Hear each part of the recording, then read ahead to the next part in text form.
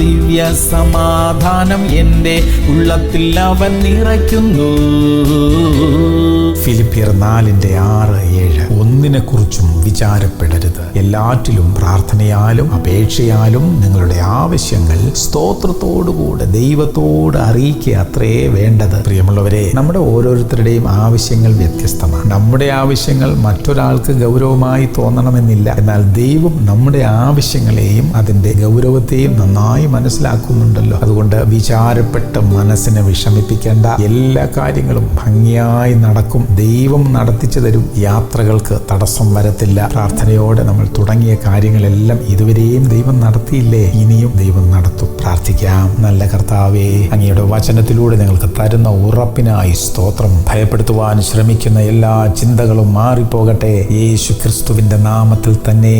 ആമേൻ, ആമേൻ, ആമേൻ.